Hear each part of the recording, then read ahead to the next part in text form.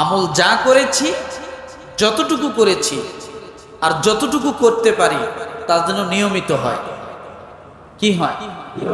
আমল ছোট হোক, সেটা যেন আপনার জীবনীতে থাকে যে আপনি সবসময় এই আমলটা করেন।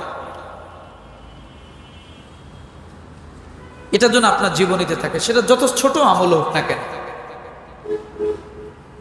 একদিন হঠাৎ করে আপনি মনে করেন রাত্রেবেলা উঠিয়া তাহাজ্জুদ নামাজ পড়ে সারা রাত কাটায় দিলেন, পরের দিন আপনি ভোরবেলার থেকে সারাদিন ঘুমাইলেন, এইটার কোনো অর্থ আছে? কোনো ফায়দা আছে?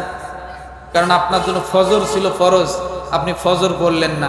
জহর ছিল ফরজ, জহর পড়লেন না।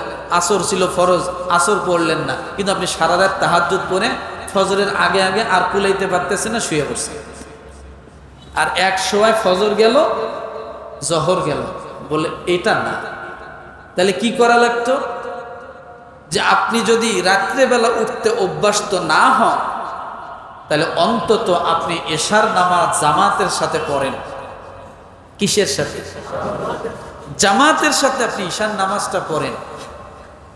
আর আপনি যদি সারা রাত এক রাকাত নামাজও পড়ার সুযোগ না পান, কোনো আফসোস নাই। আল্লাহর নবী বলেছেন, যে ব্যক্তি এশার নামাজটা জামাতের সাথে পড়লো আর ফজর ধরার নিয়ত করলো, সারা রাত তাহাজ্জুদের সব সে পেয়ে গেল। কথাটাকে আমি বুঝাইতে পারছি?